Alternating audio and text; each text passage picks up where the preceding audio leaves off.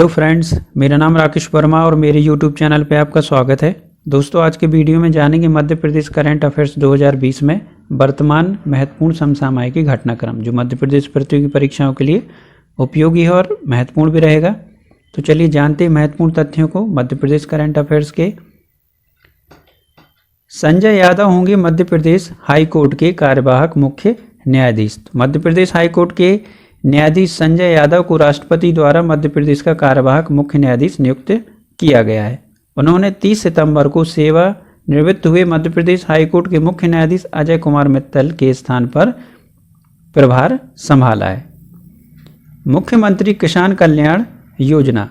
तो मुख्यमंत्री श्री शिवराज सिंह चौहान ने 26 सितंबर को मिंटो हॉल से इस योजना का विधिवत शुभारंभ किया। प्रधानमंत्री किसान सम्मान निधि योजना के अंतर्गत किसानों को वर्ष में 3 समान किस्तों में 6,000 रुपये का भुगतान किया जाता है और इस योजना की तर्ज पर ही मध्य प्रदेश में किसान कल्याण योजना प्रारंभ की गई है, जिसके तहत पीएम किसान योजना के हितग्राही किसानों को वर्ष में 2 समान किस्तों में 4,000 रुपये सम्मान निधि राज्य स्तर की ओर से दी जाएगी। इस प्रकार हर किसान को अब प्रति वर्ष कुल 10,000 रुपये की सम्मान निधि प्राप्त होगी।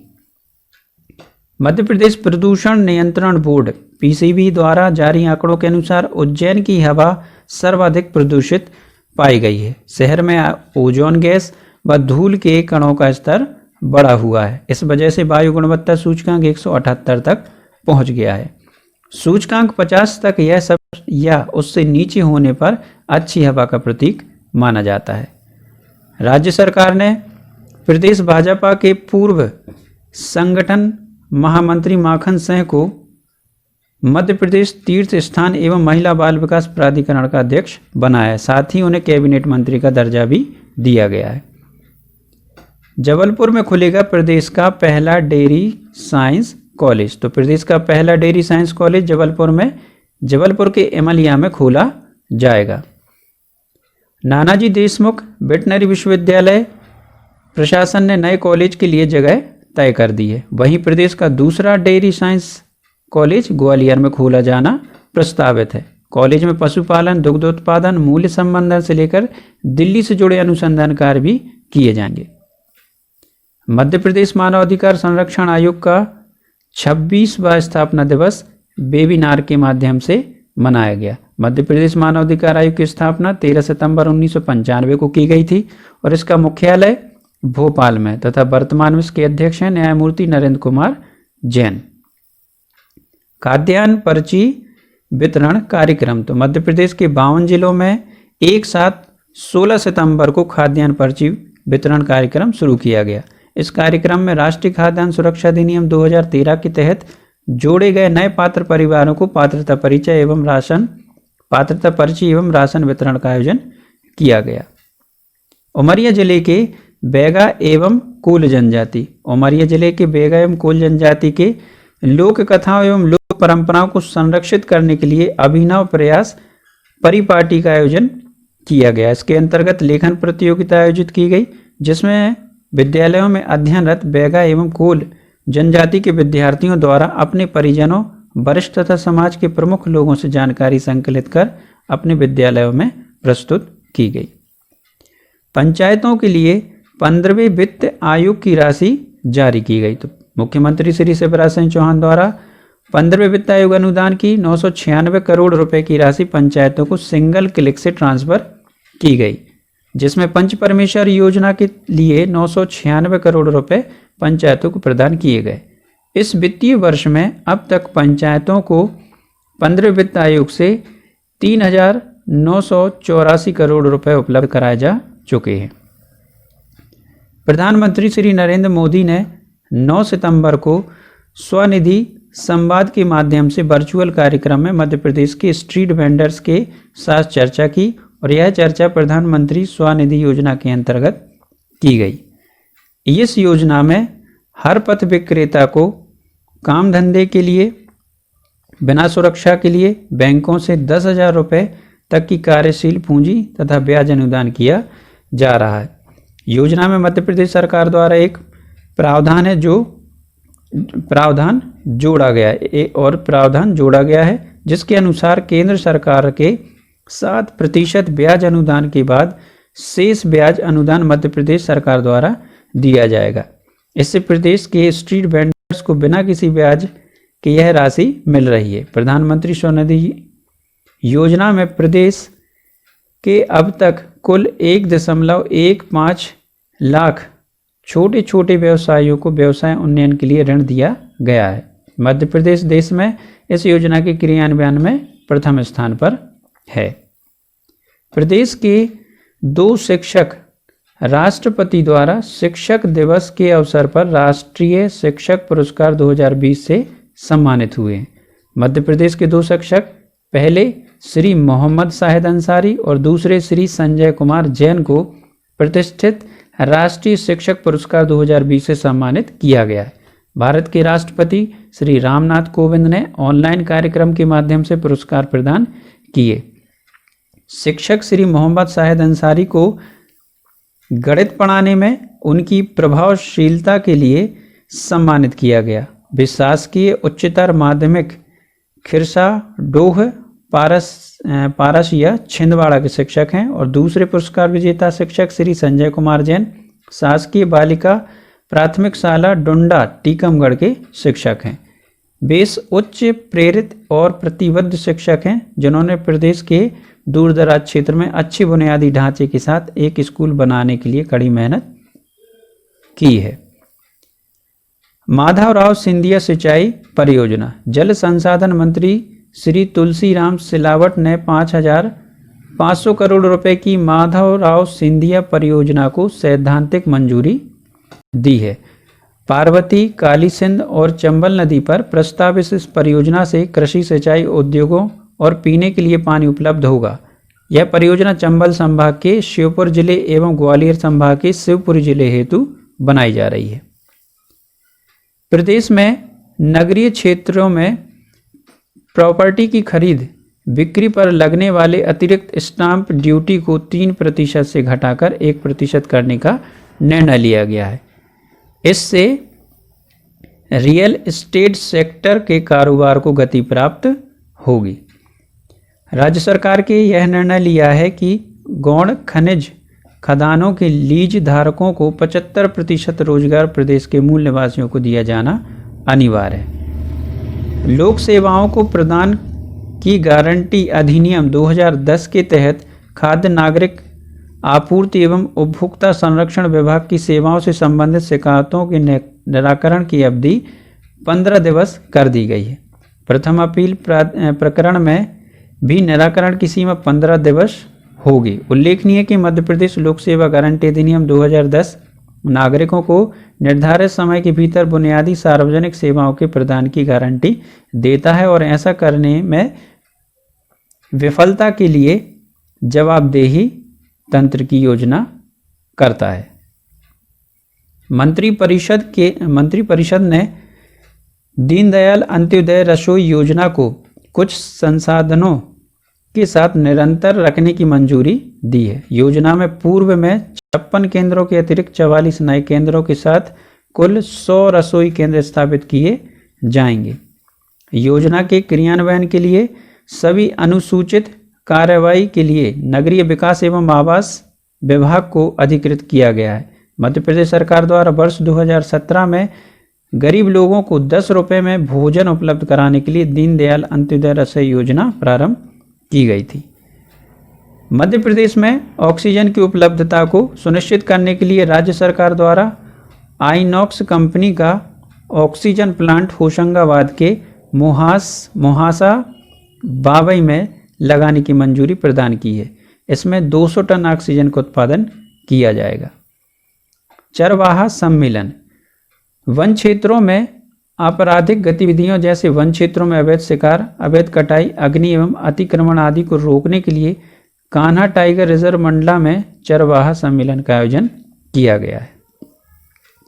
डबरा में एयर कार्गो हब स्थापित किया जाएगा। मुख्यमंत्री श्री शिवराज सिंह चौहान द्वारा घोषणा की गई कि डबरा ग्वालियर क्षेत्र में एयर कार्गो हब, मालवाहक विमानों का अड्डा कहते हैं, स्थापित किया जाएगा। गृह प्रवेश कार्यक्रम। प्रधानमंत्री श्री नरेंद्र मोदी द्वारा 12 सितंबर को प्रधानमंत्री आवास योजना ग्रामीण के अंतर्गत 12,000 गाँव में निर्मित 1,75,000 आवासों के लिए गृह प्रवेश कराया गया। प्रदेश में 16 सितंबर से 25 सितंबर तक 16 सितंबर से 25 सितंबर तक जन कल्याण पखवाड़ा मनाया गया। इसके अंतर्गत विभिन्न जन कल्याणकारी कार्यक्रमों के माध्यम से हितग्राहियों को लाभान्वित किया गया। जन कल्याण कार्यक्रम के अंतर्गत 16 से 25 सितंबर तक क्रमशः पात्रता पर्ची, खाद्यान्न वितरण, आंगनबाड़ी केंद्रों में दुग्ध वितरण, फसल बीमा योजना के 4,600 करोड़ रुपए किसानों के खातों में अंतरण, वनाधिकार पट्टों का विवरण तथा पथ विक्रेताओं को ऋण राशि वितरण, संबल योजना के हितग्राहियों के लिए कार्यक्रम, स्व सहायता समूह के खातों में 150 करोड़ रुपए जमा कराना, मेधावी विद्यार्थियों को लैपटॉप वितरण, प्रधानमंत्री किसान योजना के हितग्राहियों को किसान क्रेडिट कार्ड, बिजली बिलों में रियायत आयोजित किए गए। पोषण सरकार कार्यक्रम। तो पोषण अभियान में ग्राम पंचायत एवं नगरीय निकायों की सहभागिता सुनिश्चित करने के लिए पोषण सरकार कार्यक्रम चलाया गया। ज्ञातव्य हो कि पोषण अभियान के अंतर्गत प्रतिवर्ष सितंबर माह को पोषण माह के रूप में मनाया जाता है। पोषण सरकार कार्यक्रम का मुख्य उद्देश्य ग्राम पंचायत एवं नगरीय निकाय पोषण अभियान में सहभागिता कर कुपोषण को दूर करने में सहयोग करना है। इसके तहत विभिन्न गतिविधियां आयोजित की गई। प्रगति पर सक्षम छात्रवृत्ति योजना। प्रगति एवं सक्षम छात्रवृत्ति योजना। तो प्रदेश में छात्राओं को तकनीकी शिक्षा के माध्यम से सशक्त करने तथा विशेष रूप से दिव्यांग बच्चों को तकनीकी शिक्षा के लिए प्रोत्साहित करने के उद्देश्य से प्रगति तथा सक्षम छात्रवृत्ति योजना लागू है। दोनों योजनाओं के तहत 50,000 प्रतिवर्ष की छात्रवृत्ति प्रदान की जाती है। वायुसेना की शक्तिशाली 250 किलोग्राम एरियल बम बॉडी का नियमित उत्पादन में ग्रे आयरन फाउंड्री जबलपुर में शुरू किया जाएगा। भारतीय वायुसेना इस बम का इस्तेमाल तेजस एवं सुखोई जैसे लड़ाकू विमानों में करती है। इसकी मारक क्षमता अचूक रहती है। मौलाना आज़ाद राष्ट्रीय प्रौद्योगिकी संस्थान मैनेट की राजभाषा कार्यान्वयन समिति की ओर से देश के किसी भी तकनीकी संस्थान में आयोजित सबसे बड़े हिंदी महोत्सव तूर्यनाद का ऑनलाइन आयोजन 28 अगस्त से 1 सितंबर तक किया गया। के.जी. सुरेश होंगे पत्रकारिता विश्वविद्यालय के नए कुलपति। माखनलाल चतुर्वेदी राष्ट्रीय पत्रकारिता एवं संचार विश्वविद्यालय के नए कुलपति प्रोफेसर के.जी. सुरेश नियुक्त किए गए। उनका कार्यकाल 4 वर्ष का होगा। मूलतः केरल के रहने वाले प्रोफेसर सुरेश दिल्ली के Indian institute of mass communication के महानिदेशक भी रह चुके हैं। माखनलाल चतुर्वेदी राष्ट्रीय पत्रकारिता एवं संचार विश्वविद्यालय भोपाल में स्थित है। इसकी जो स्थापना है वर्ष 1990 में की गई थी। फसल बीमा के दायरे में आएंगे वन ग्रामों के किसान। तो प्रदेश के वन ग्रामों के किसानों को भी अब फसल बीमा योजना का लाभ मिलेगा। इसके लिए सीहोर और हरदा में पायलट प्रोजेक्ट चलाया जाएगा। इसके परिणामों को देखते हुए अन्य वन ग्रामों में विस्तार भविष्य में किया जाएगा। लोक परिसंपत्ति प्रबंधन विभाग बनाया जाएगा। तो प्रदेश में सरकारी संपत्तियों के प्रबंधन के लिए अब अलग से विभाग होगा और इसके लिए सरकार लोक परिसंपत्ति प्रबंधन विभाग का गठन करने जा रही है। सामान्य प्रशासन विभाग द्वारा इसका प्रस्ताव मंत्री परिषद के समक्ष रखा गया है। राष्ट्रीय सांख्यिकी कार्यालय ने वर्ष 2017 के शिक्षा संबंधी आंकड़े जारी किए हैं। इसके मुताबिक मध्य प्रदेश साक्षरता की दर के लिहाज से देश में 17वें नंबर पर है। मध्य प्रदेश में पुरुषों की साक्षरता दर 81.2% है और महिलाओं की साक्षरता दर 65.5% है। इस रिपोर्ट के अनुसार इंदौर और जबलपुर के बाद भोपाल साक्षरता में तीसरे स्थान पर है। सागर में बना प्रदेश का पहला अलसी सीड हब। राष्ट्रीय खाद्य सुरक्षा मिशन के अंतर्गत जवाहरलाल नेहरू कृषि विश्वविद्यालय जबलपुर के क्षेत्रीय कृषक अनुसंधान केंद्र सागर में प्रदेश का पहला अलसी सीड हब तैयार किया गया है। वैज्ञानिकों ने 2-3 साल में अलसी की 3 उन्नत किस्में JLS95, JLS66 और JLS73 तैयार की है और इन किस्मों में उत्पादन ज़्यादा होने के साथ साथ तेल और ओमेगा 3 की मात्रा भी ज़्यादा रहती है। राज्य मानसिक स्वास्थ्य प्राधिकरण का गठन। तो मध्य प्रदेश हाईकोर्ट के पूर्व निदेशक के पालन में राज्य शासन की ओर से national mental care health act के तहत राज्य मानसिक स्वास्थ्य प्राधिकरण का गठन किया गया है। इसके चेयरमैन लोक स्वास्थ्य एवं परिवार कल्याण विभाग के मुख्य सचिव को बनाया गया है। IIT इंदौर में खुलेगा केंद्रीय विद्यालय। भारतीय प्रौद्योगिकी संस्थान IIT इंदौर में केंद्रीय विद्यालय की शाखा खोली जाएगी। केंद्रीय शिक्षा मंत्री रमेश पोखरियाल निशंक ने इसकी औपचारिक घोषणा की है। रेड क्रॉस की 3 उप समितियों के सदस्य बने आशुतोष पुरोहित। मध्य प्रदेश रेड क्रॉस राज्य शाखा के चेयरमैन आशुतोष पुरोहित को इंडियन रेड क्रॉस सोसाइटी में 3 उप समितियों का सदस्य बनाया गया है। केंद्रीय स्वास्थ्य मंत्री डॉक्टर हर्षवर्धन ने उप समितियों में उनकी नियुक्ति की है। पहली बार मध्य प्रदेश से किसी पदाधिकारी को राष्ट्रीय उप समितियों में रखा गया है। DRDO प्रोजेक्ट भारत सरकार के रक्षा मंत्रालय द्वारा DRDO का प्रोजेक्ट कोलारस क्षेत्र में लगाया जाएगा। इसकी कुल लागत 2000 करोड़ रुपए होगी। DRDO की स्थापना वर्ष 1958 में की गई थी तथा यह रक्षा मंत्रालय के अंतर्गत आता है और वर्तमान में इसके चेयरमैन हैं G सतीश रेड्डी। हलमा पद्धति। इस पद्धति की अभी हाल ही में प्रधानमंत्री श्री नरेंद्र मोदी ने गृह प्रवेश कार्यक्रम में प्रशंसा की है। इस पद्धति से धार जिले के गांव के लोग मिलकर मकान बनाने का काम करते हैं और जिनका मकान बन रहा होता है वह सबको भोजन कराता है। यह पद्धति सामाजिक सहयोग की एक अनोखी मिसाल है। मुख्यमंत्री श्री शिवराज सिंह चौहान ने मुरैना में नए मेडिकल कॉलेज खोलने की घोषणा की है। साथ ही मुरैना शहर में पूर्व प्रधानमंत्री अटल बिहारी वाजपेयी के नाम से एक सभागार का निर्माण भी किया जाएगा।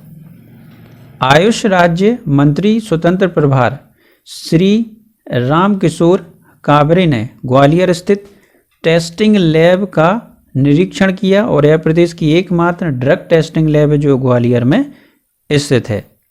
राज्यपाल श्रीमती आनंदीबेन पटेल ने मध्य प्रदेश की विश्व धरोहर भीमबेटका भित्ति चित्र पर आधारित मृगनयनी डिजाइनर वस्त्रकला राजभवन से लॉन्च की। ग्वालियर के राजा मानसिंह की रानी मृगनयनी के नाम पर इस एम्पोरियम का नाम रखा गया है। मध्य प्रदेश हस्तशिल्प एवं हथकरघा विकास निगम द्वारा संचालित किया जाता है। मुख्यमंत्री श्री शिवराज सिंह चौहान द्वारा गोहद और मेहगांव क्षेत्र मुरैना में सिंचाई सुविधा के विस्तार के लिए 228 करोड़ रुपए लागत से बनने वाली मां रतनगढ़ बृहद सिंचाई परियोजना का शिलान्यास किया गया और इस परियोजना के मूर्त रूप लाने के बाद कृषि क्षेत्र में क्रांतिकारी बदलाव आएगा। ई-ऑफिस प्रणाली लागू करने वाली देश की पहली विद्युत वितरण कंपनी रहेगी। तो मध्य क्षेत्र विद्युत वितरण कंपनी भोपाल है देश की पहली ऐसी बिजली वितरण कंपनी है जिसमें कंपनी कार्य क्षेत्र के कॉरपोरेट कार्यालय से लेकर क्षेत्रीय मुख्य महाप्रबंधक एवं वृत्त कार्यालयों में ई-ऑफिस प्रणाली से काम किया जाता है। वर्तमान में मध्य प्रदेश के ऊर्जा मंत्री श्री प्रद्युमन सिंह तोमर हैं जो कि ग्वालियर विधानसभा क्षेत्र में आते हैं। प्रोफेसर ए के पांडे विक्रम विश्वविद्यालय के कुलपति नियुक्त हुए हैं। तो राज्यपाल श्रीमती आनंदीबेन पटेल ने रानी दुर्गावती विश्वविद्यालय जबलपुर वायु साइंस विभाग के प्रोफेसर अखिलेश कुमार पांडे को विक्रम विश्वविद्यालय उज्जैन का नया कुलपति नियुक्त किया है। श्रीमती पटेल ने यह नियुक्ति विश्वविद्यालय अधिनियम 1973 की धारा 13 की उपधारा 1 के अंतर्गत की है। प्रोफेसर पांडे का कार्यभार ग्रहण करने की दिनांक से 4 वर्ष की अवधि के लिए होगा। मुख्यमंत्री श्री शिवराज सिंह चौहान द्वारा अटल बिहारी वाजपेयी हिंदी विश्वविद्यालय के नए भवन का लोकार्पण किया गया है। अटल बिहारी वाजपेयी हिंदी विश्वविद्यालय भोपाल में स्थित है तथा इसकी स्थापना वर्ष 2011 में की गई थी और वर्तमान में इसके कुलपति प्रोफेसर रामदेव भारद्वाज हैं। राज्य स्तरीय वन प्रणाली सप्ताह, तो राज्य स्तरीय वन प्रणाली सप्ताह 1 से 7 अक्टूबर तक मनाया जाएगा और इस दौरान वन विहार राष्ट्रीय उद्यान भोपाल में वन प्राणियों पर केंद्रीय फोटो प्रतियोगिता आयोजित की जाएगी, जिसका विषय वन्य प्राणी इनके रहवास में रखा गया है। गरीबी कल्याण सप्ताह, प्रदेश में 16 सितंबर से 23 सितंबर तक गरीब कल्याण सप्ताह का आयोजन किया गया। इसमें विभिन्न जन कल्याणकारी योजनाओं में हितग्राहियों को लाभान्वित करने का कार्यक्रम आयोजित किया गया। विधायक श्री दांगी का निधन रहा, तो 15 सितंबर को कांग्रेस विधायक श्री गोवर्धन सिंह दांगी का निधन हो गया और यह प्रदेश की 15वीं विधानसभा में ब्यावरा राजगढ़ से विधायक थे।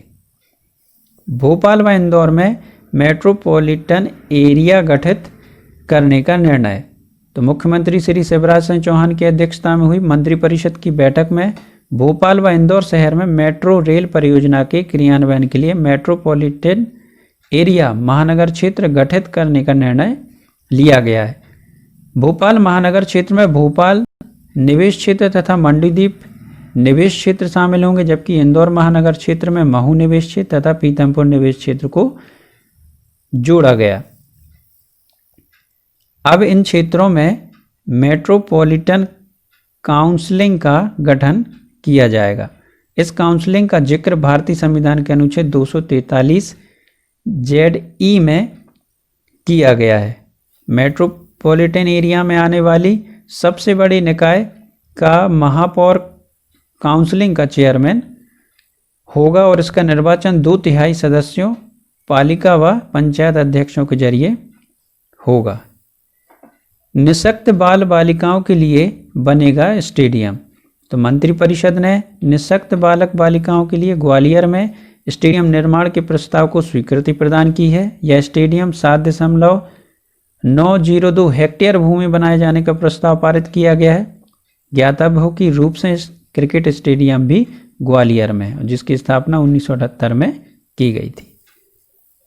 अटल भूजल योजना स्वीकृत, मंत्रिपरिषद की बैठक में अटल भूजल योजना के क्रियान्वयन के लिए 31 करोड़ 40 लाख की प्रशासकीय स्वीकृति प्रदान की गई है। योजना के अंतर्गत बुंदेलखंड अंचल के 6 जिलों क्रमशः सागर, दमोह, छतरपुर, टीकमगढ़, पन्ना तथा निवाड़ी के 9 विकासखंड एवं अजयगढ़ के 678 ग्राम पंचायतों के क्षेत्र में भूजल स्तर सुधार किया जाएगा।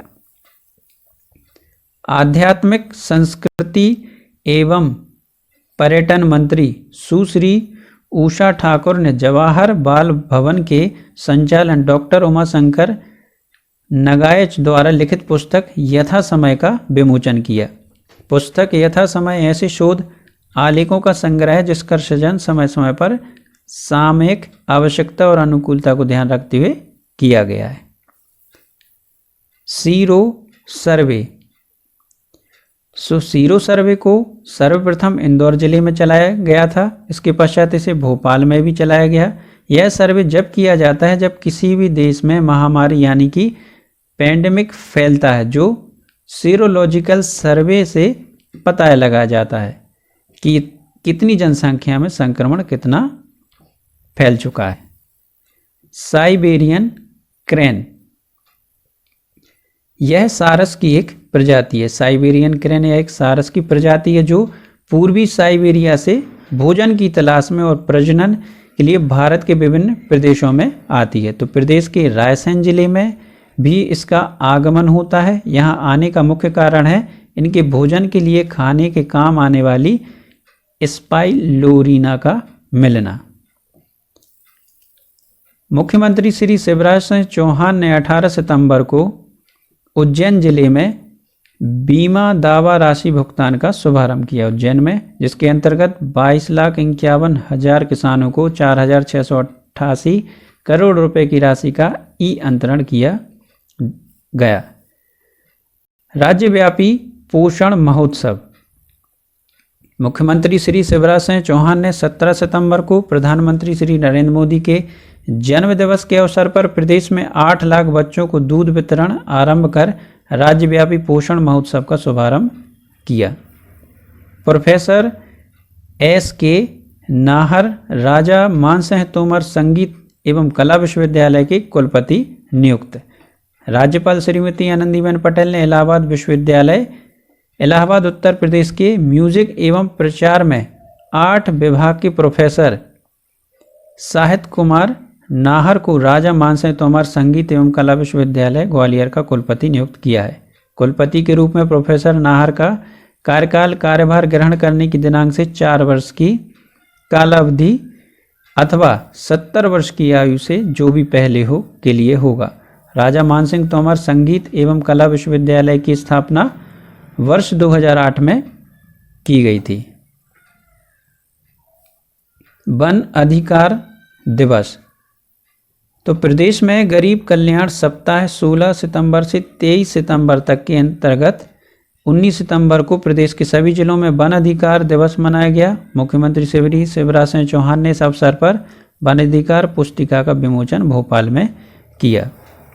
मध्य प्रदेश की 3 अकादमियों का खेलो इंडिया में चयन खेलो इंडिया के तहत किया गया। मध्य प्रदेश के राज्य शूटिंग अकादमी, रोइंग तथा हॉकी अकादमी में अब देश के विभिन्न राज्यों के खिलाड़ियों को प्रशिक्षण दिया जाएगा।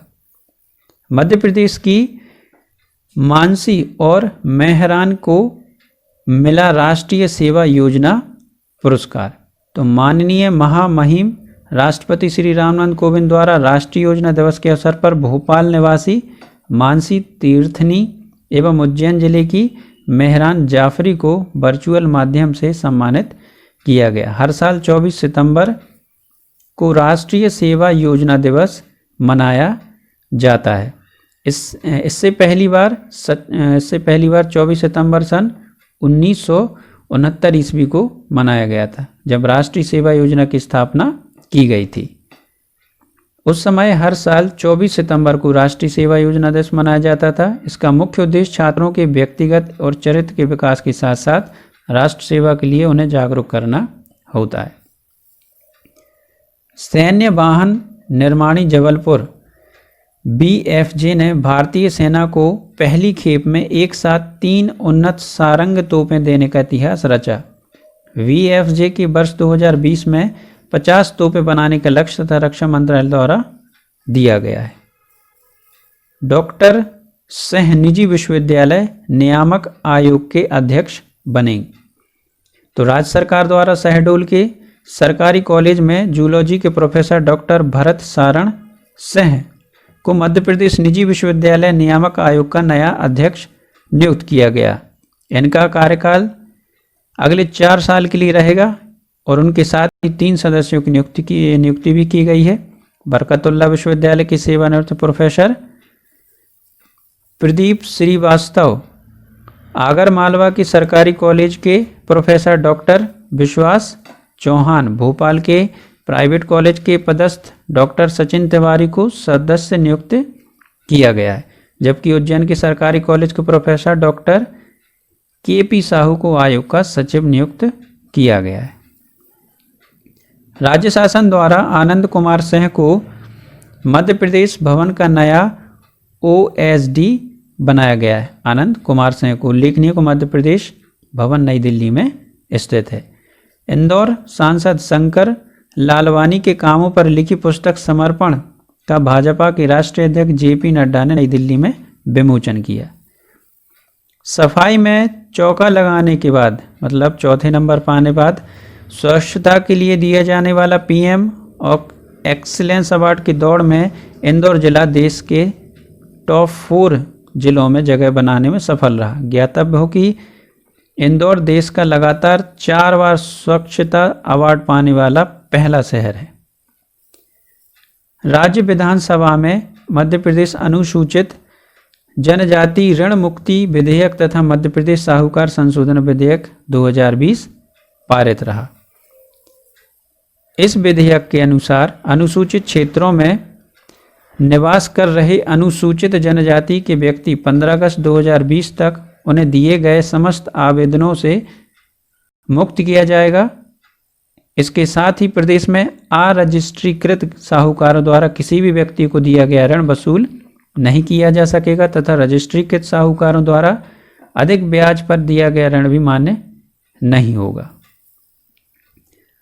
तकनीकी शिक्षा एवं कौशल विकास विभाग द्वारा 24 सितंबर को भोपाल के राजीव गांधी प्रौद्योगिकी विश्वविद्यालय में औद्योगिक और शैक्षणिक संस्थाओं के मध्य इंडस्ट्री एकेडमिया कार्यशाला आयोजित की गई।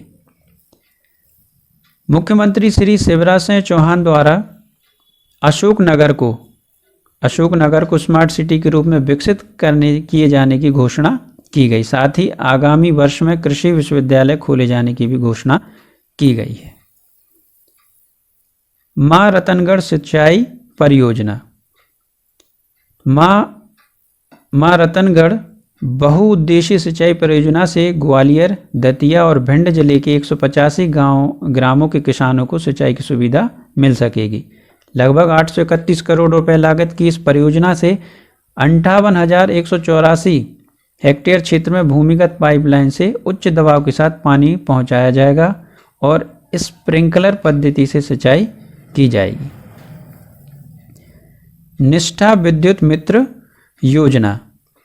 आत्मनिर्भर मध्य प्रदेश की दिशा में मध्य प्रदेश विद्युत वितरण कंपनी द्वारा अपने कार्य क्षेत्र में भोपाल, नर्मदापुरम, ग्वालियर एवं चंबल संभाग के 16 जिलों में महिला आत्मनिर्भरता के लिए यह विशेष योजना संचालित की गई है। राज्य ग्रामीण आजीविका मिशन के अंतर्गत स्व सहायता समूह में पंजीकृत महिलाओं को निष्ठा विद्युत मित्र के रूप में अनुबंधित किया गया।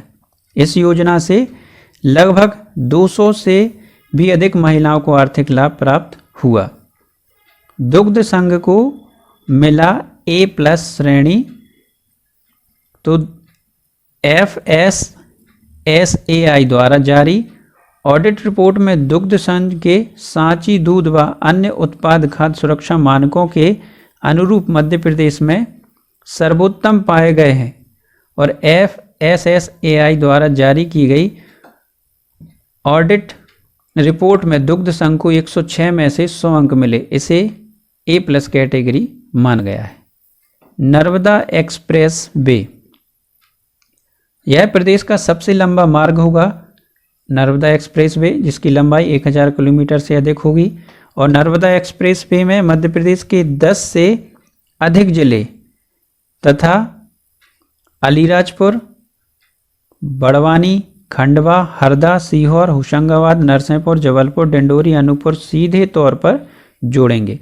यह मध्य प्रदेश के अलावा छत्तीसगढ़ व गुजरात राज्य को भी जोड़ेगा। इस हाईवे का सबसे ज़्यादा लाभ प्रदेश में व्यापारिक कारोबारियों से जुड़े लोगों को होगा क्योंकि एक्सप्रेस वे को प्रदेश से होकर निकलने वाले Delhi Baroda express way corridor से जोड़ा जाएगा। साथ ही शहरों के आसपास छोटे छोटे टाउनशिप तैयार किए जाएंगे और इसके अलावा करीब आधा दर्जन स्थानों पर इंडस्ट्रियल हब बनाए जाएंगे। इंडस्ट्रियल हब को तैयार करने का काम उद्योग विभाग को दिया जाएगा। हाथी महोत्सव। तो Bandhavgarh tiger national park, Bandhavgarh tiger national park Umaria में हाथी महोत्सव मनाया गया। इसमें हाथियों को उनकी पसंद का भोजन कराया गया। प्रतिवर्ष अक्टूबर माह में पार्क खुलने से पहले हाथियों को थकान दूर करने के लिए महोत्सव आयोजित किया जाता है। बांधवगढ़ राष्ट्रीय उद्यान मध्य प्रदेश में उमरिया जिले में स्थित है और वर्ष 1968 में राष्ट्रीय उद्यान बनाया गया था। इसका क्षेत्रफल 1536 किलोमीटर वर्ग है, किलोमीटर और है। मध्य प्रदेश का ऐसा राष्ट्रीय उद्यान है जो 32 पहाड़ियों से घिरा है। भोपाल स्थित IIT को राष्ट्रीय महत्व के संस्थान का दर्जा।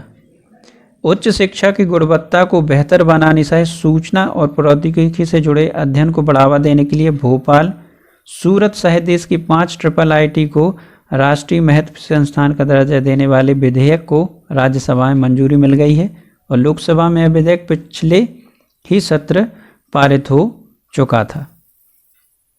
केन बेतवा लिंक परियोजना के लिए गठित होगा केंद्रीय प्राधिकरण। तो देश के पहले नदी जोड़ो प्रोजेक्ट केन बेतवा लिंक परियोजना के लिए केंद्रीय प्राधिकरण गठित होगा और इस योजना में उत्तर प्रदेश और मध्य प्रदेश दोनों राज्यों की 6.5 लाख हेक्टेयर से ज़्यादा भूमि में सिंचाई की हो सकेगी। और ज्ञातव्य हो कि परियोजना के लिए 2005 में अनुबंध हुआ था, लेकिन जल बंटवारे को लेकर विवाद अब भी चल रहा था। डिजीलैप डिजिटल लर्निंग में रायसेन पहले स्थान पर रहा। तो डिजीलैप डिजिटल लर्निंग में रायसेन जिला राज्य में प्रथम स्थान पर रहा है। लॉकडाउन के दौरान बच्चों की शिक्षा बाधित ना हो इसके लिए हमारा घर हमारा विद्यालय कार्यक्रम के तहत डिजीलैप डिजिटल लर्निंग शुरू की गई। उल्लेखनीय कि मध्य प्रदेश स्कूल शिक्षा विभाग द्वारा लॉकडाउन में बच्चों के अध्यापन के लिए डिजीलैप सोशल मीडिया द्वारा बच्चों की शिक्षा देने की व्यवस्था की गई है। संजय टाइगर रिजर्व में हाथियों की निगरानी के लिए लगेगा त्वरित सूचना यंत्र। तो संजय टाइगर रिजर्व के पूरे रेंज में हाथियों के मूवमेंट के लिए त्वरित सूचना यंत्र लगाया जा रहा है, जिसमें हाथियों द्वारा ग्रामीणों को हो रहे नुकसान से बचाया जा सके। शुरुआत में 4 यंत्र लगाए जाएंगे।